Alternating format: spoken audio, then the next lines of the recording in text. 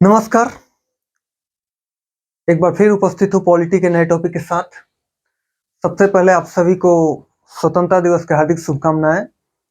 इस बार हम अपने देश की आज़ादी की 75वीं वर्षगांठ मनाने जा रहे हैं। तो ये हमारे देश के लिए और देश के सभी नागरिकों के लिए बहुत ही इम्पोर्टेंट डेट होता है। तो आज का जो टॉपिक है वो है कि 15 अगस्त को ही भारत का स्वतंत्रता दिवस क्यों मनाया जाता है। थोड़ा सस्पेंस होता है, सुनने के बाद ऐसा लगता है कि हाँ, ये 15 अगस्त ही क्यों चुना गया था आज़ादी मनाने के लिए।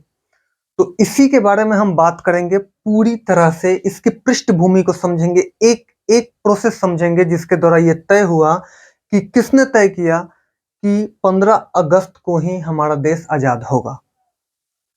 तो बिना बातों की लंबी प्रक्रिया के आगे बढ़ते हैं। सबसे पहले हम ऐतिहासिक पृष्ठभूमि की बात करते हैं। ऐतिहासिक पृष्ठभूमि में जो सबसे इंपॉर्टेंट इसमें का टॉपिक है वो ये है, जहां से देश की आजादी की बात संबंधित है, भारतीय स्वतंत्रता अधिनियम। मार्कर फेल कर गया। भारतीय स्वतंत्रता अधिनियम 1947, यहीं से देश की आजादी का मूल स्रोत है। इसके पहले कई एक्ट आए थे, कई अधिनियम आए थे जो संवैधानिक विकास है भारत में, लेकिन ये जो है वो सीधे सीधे कनेक्टेड है भारत की आज़ादी से, इसलिए हम इसकी ही बात करेंगे, क्योंकि ज़्यादा लंबा प्रोसेस करने की आवश्यकता नहीं है। हम बाद वाले क्लासेज में इसके बारे में सुनेंगे। तो इंडियन इंडिपेंडेंस एक्ट 1947 के बारे में समझते हैं। 20 फरवरी 1947, 20 फरवरी 1947 की बात है, जब ब्रिटिश संसद में ब्रिटिश पीएम क्लीमेंट एटली ने घोषणा की कि 30 जून 1947 को भारत में ब्रिटिश शासन समाप्त हो जाएगा और उस दिन से भारत आजाद हो जाएगा। लेकिन इस बात का भारत में मुस्लिम लीग ने घोर विरोध किया और आंदोलन कर दिया और भारत विभाजन की बात की कि नहीं, हम भारत में नहीं रहना चाहते, हमें एक अलग देश पाकिस्तान की आवश्यकता है, हम पाकिस्तान बनाएंगे। तो इसी के ऊपर फिर से 30 जून 1947 को माउंटबेटन का स्टेटमेंट आया। माउंटबेटन की एक योजना आई जिसे विभाजन की योजना कहा जाता है, यानी माउंटबेटन योजना भी कहा जाता है, जिसमें विभाजन की बात की गई कि भारत एक अलग राष्ट्र होगा और पाकिस्तान एक अलग राष्ट्र होगा। तो इस योजना को कांग्रेस और मुस्लिम लीग दोनों ने स्वीकृति दे दी, यानी दोनों मान गए कि चलिए कोई बात नहीं है, ये माउंटबेटन योजना हम दोनों के हित में है, यहां से हमारा देश अलग अलग बंटवारा हो जाएगा। इसके बाद देखिए, इन सभी टॉपिक होने के बाद 3 जून 1947 को माउंटबेटन ने डिसीजन लिया कि इंडिपेंडेंस डे, और ये सारी चीजें जो पहले ही 3 जून 1947 को माउंटबेटन ने विभाजन की योजना भी रखी थी, माउंटबेटन योजना जिसके द्वारा विभाजन हुआ भारत और पाकिस्तान का, उसी दिन ये भी डिसीजन लिया गया था कि हमारा देश 15 अगस्त को ही क्यों आजाद होगा। तो इसी डिसीजन के बारे में जानते हैं। 3 जून 1947 को ही 15 अगस्त को इंडिपेंडेंस डे के रूप में स्वीकृत किया गया, और इसका जो मेन अनाउंसमेंट था, कमेंसमेंट था, वो सिर्फ माउंटबेटन का था, क्योंकि माउंटबेटन की इससे कुछ खास चीजें जुड़ी थी, कुछ खास यादें जुड़ी थी, इनके लिए ये एक खास तिथि थी, और वो क्यों थी इस पे चर्चा करते हैं। वर्ल्ड वॉर 2 जो 1939 से 1945 तक चला था, इसमें जापान के आत्मसमर्पण की वर्षगांठ को चिन्हित करने के लिए इस दिन को ही माउंटबेटन ने चुना था, क्योंकि जिस टुकड़ी के सामने जापान की सेना ने आत्मसमर्पण किया उसका सर्वोच्च कमांडर माउंटबेटन ही थे। वो माउंटबेटन की अगुवाई में ही हो रही थी, और माउंटबेटन की अगुवाई में ही जापान की सेना ने ब्रिटेन के सामने आत्मसमर्पण किया था, इसलिए ये माउंटबेटन के लिए खास दिन था। 15 अगस्त के पहले ही 6 और 9 अगस्त को जापान के ऊपर नागासाकी और हिरोशिमा में परमाणु हमले हुए। इसके बाद से जापान पूरी तरह बिखर गया, टूट चुका था, तो उसने आत्मसमर्पण किया किसके सामने? ब्रिटेन के सामने। और किसकी अगुवाई में? माउंटबेटन की अगुवाई में। इसीलिए माउंटबेटन के लिए 15 अगस्त खास दिन था। तो माउंटबेटन ने इसको चिन्हित करने के लिए, जापान के आत्मसमर्पण की वर्षगांठ को चिन्हित करने के लिए भारत के आजादी का दिन 15 अगस्त रखा। आप, मुझे आशा है आप पूरी तरह समझ गए होंगे कि क्यों माउंटबेटन ने 15 अगस्त ही चुना था भारत की आजादी के लिए। अगर इसके बारे में माउंटबेटन ने जिक्र किया, अपनी पुस्तक है, उनकी पुस्तक है एक फ्रीडम ऑफ मिडनाइट बुक, जिसमें उन्होंने ये पूरी तरह इसमें जिक्र किया है कि क्यों उन्होंने इसको चुना था। ये मिडनाइट बुक इसलिए लिखा है, फ्रीडम ऑफ मिडनाइट का मतलब है कि 14 से 15 अगस्त के बीच मध्य रात्रि को भारत देश आजाद हुआ था। तो फ्रीडम ऑफ मिडनाइट बुक इसी पे पूरी तरह से निर्भर है, मतलब इसकी ही बातें उसमें की गई है।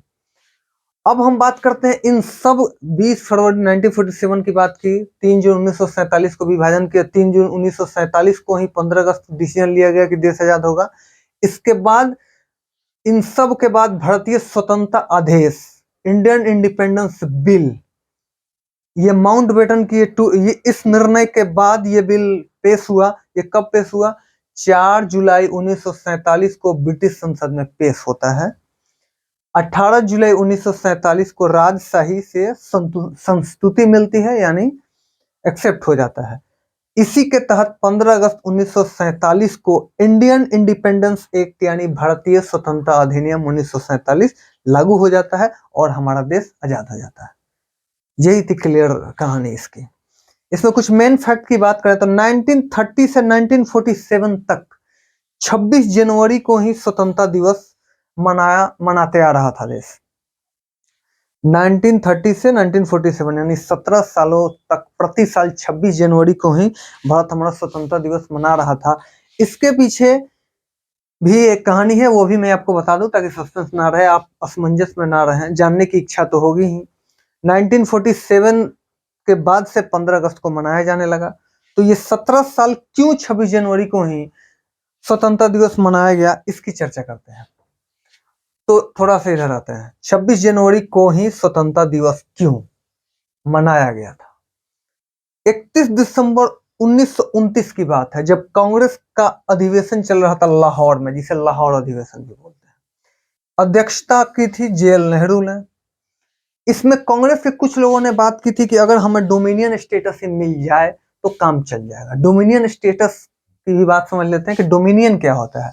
डोमिनियन का मतलब है कि आपका देश आंतरिक और बाह्य मामलों में निर्णय लेने के लिए पूरी तरह स्वतंत्र होगा, लेकिन ऑन द डॉक्यूमेंट, दस्तावेजों पर यह दिखाया जाएगा कि आपके देश का जो प्रमुख है वो ब्रिटेन का प्रमुख है, यानी ब्रिटेन का प्रमुख ही आपके देश का प्रमुख होगा। बाकी सारी कार्रवाई आप खुद करेंगे, आंतरिक मामले, बाह्य मामले, रक्षा मामले सब आप ही का निर्णय सर्वमान्य होगा, लेकिन डॉक्यूमेंट्स पे ये लिखा जाएगा कि आपके देश का प्रमुख ब्रिटेन का देश का प्रमुख होगा। तो कुछ लोग भी मानते थे कि डोमिनियन भी मिल जाए तो काम चल जाएगा, हम अपना फ्री तो मिल ही रहे हैं, सिर्फ डॉक्यूमेंट्स पे ही ना रहेगा। लेकिन नहीं, कुछ लोग थे जिनका नाम हम रख रहे हैं, सुभाष चंद्र बोस, जेएल नेहरू, जवाहरलाल नेहरू, गांधी जी और जिन्ना ने सीधी तरह से नकार दिया था और कहा था मुझे हम सभी को संपूर्ण स्वतंत्रता चाहिए, स्वराज चाहिए हमें। और इसी दिन 31 दिसंबर 1929 को ही इस अधिवेशन में पूर्ण स्वराज के प्रस्ताव को पारित किया गया। पूर्ण स्वराज का प्रस्ताव पारित हुआ नेहरू के द्वारा, और नेहरू ने लाहौर के रावी नदी के तट पर झंडा फहराया। रावी नदी के तट पर झंडा फहराया 26 जनवरी 1930 को, और कहा कि 26 जनवरी 1930 तक हम आजादी ले लेंगे। लेकिन ऐसा हुआ नहीं, बाद में ये चीजें दब गई धीरे धीरे, तो इस पे किसी ने ध्यान देना बंद कर दिया। तो 26 जनवरी 1930 को इसी दिन डिक्लेयर हुआ था, ये 31 दिसंबर 1930 को, कि 26 जनवरी 1930 तक हम आजादी ले लेंगे। तब से 26 जनवरी को ही स्वतंत्रता दिवस मनाया जाने लगा था और 1947 तक मनाया गया था। कांग्रेस ने इसी दिन ये मान लिया था कि 26 जनवरी स्वतंत्रता दिवस है। 17 साल इसीलिए 26 जनवरी को स्वतंत्रता दिवस मनाया गया। तो सारी चीजें स्पष्ट रूप से बता चुका हूं आप लोगों को, हर टर्म को मैंने बारी बारी से जिक्र किया है। मुझे आशा है कि आप पूरी तरह समझ गए होंगे। धन्यवाद। बंद हो गए।